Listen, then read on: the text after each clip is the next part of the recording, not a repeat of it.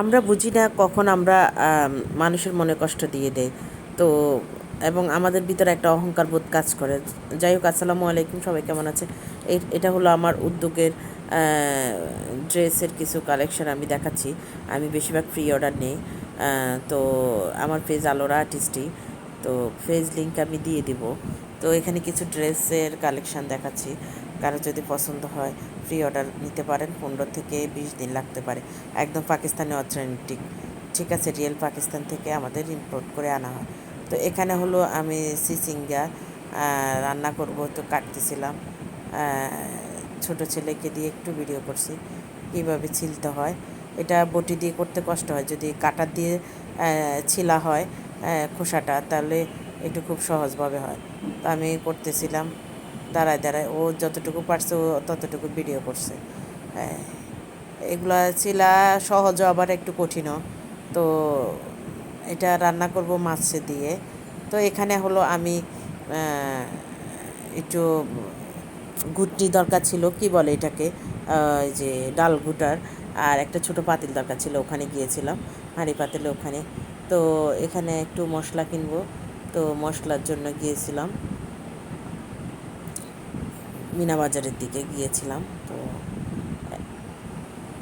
মশলা কিনেছি আমি, তারপরে একটু ভিডিও করে নিলাম। আসলে ভিডিও করার কেউ নেই, আমি করলাম। তো এখানে আমার যাওয়া হয় খুব কম। তো নিজে দেখলাম যে লাইটিংটা ভালো, তো আবার নিজেকে একটু ভিডিও করলাম। আসলে ভিডিও করাটা কতটা কষ্ট, যে ভিডিও করে একটা কন্টেন্ট তৈরি করে সেই বুঝে। ভিডিও করাটা লোক না থাকলে খুব সমস্যা। বাচ্চারা ছোট আর মেয়েটা করে দিতে চায় না, তো আমার এই জন্য আসলে সবসময় করা হয় না। নিজের কন্টেন্টগুলো করা অনেক ইম্পর্টেন্ট। ভিডিও না দিলে রিচ, কমেন্ট কিছু, কন্টেন্ট অপশন ফলো কিছুই বাড়ে না। তো আমি যখন কাউন্টারে টাকা পে করতেছিলাম, তখন প্রোডাক্ট টাকা দিচ্ছিল।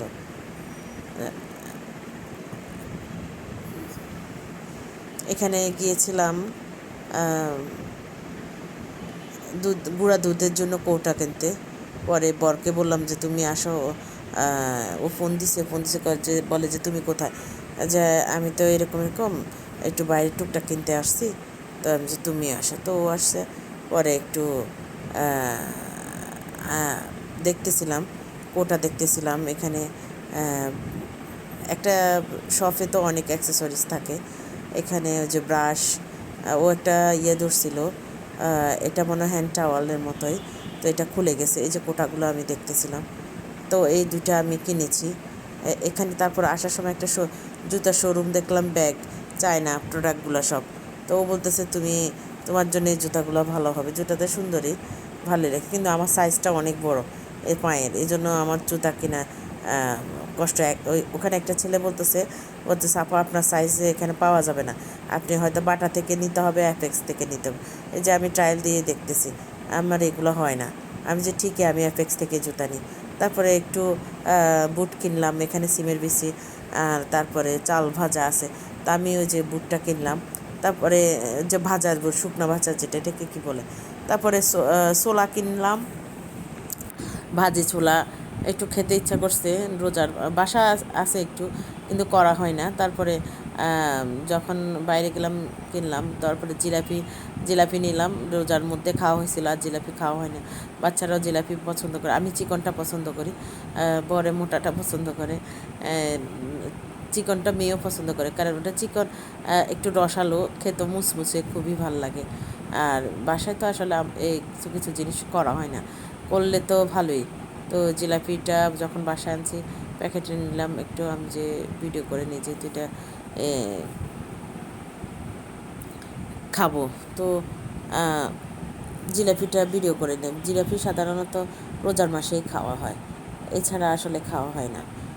কিন্তু মাঝে মধ্যে আমি দোকানের সামনে পড়লে, যে খিলগাঁও তালতলা মার্কেটে গেলে ওখানে সামনে পড়লে আমি আবার কিনি, কারণ ওই দিকে চিকন জিলাপিটা পাওয়া যায়।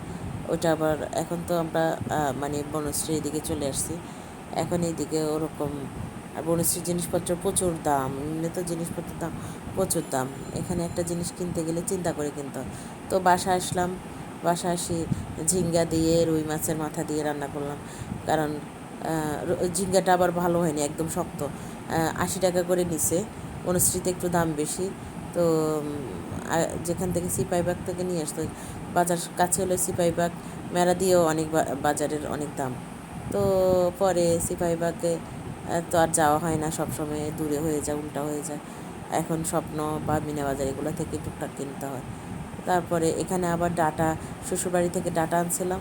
তো গিয়েছিলাম শুক্রবারে, ভিডিওগুলো সব ডিলিট হয়ে গেছে। আমার খুবই কষ্ট লাগছে। গাজর দিয়ে মাছের মাথা দিয়ে এটা আবার একটু সবজি রান্না করছি, মানে দুইটাই সবজি, কারণ ডাটাটাও খেতে হবে। তো পরে গাজর ছিল ফ্রিজে, ভাবলাম যে না, গাজরগুলো আমি দিয়ে দিই। তো গাজরগুলো দিয়ে দিয়েছি। পরে বাচ্চারা খেয়ে বলতেছে অনেক স্বাদ হয়েছে। আমি এখনও ডাটাটা খেয়ে দেখিনি, রাঁধছি গতকালকে। তো খুবই ভালো হয়েছে। এছাড়া আমার উদ্যোগে যে কিছু অর্নামেন্টস, রিং, ইয়াররিং, এগুলার ভিডিও দিয়েছি, যেহেতু আমার বিজনেস আছে বা উদ্যোগ আছে, আংটিগুলার দিলাম, ভিডিও দিলাম। ধন্যবাদ সবাইকে।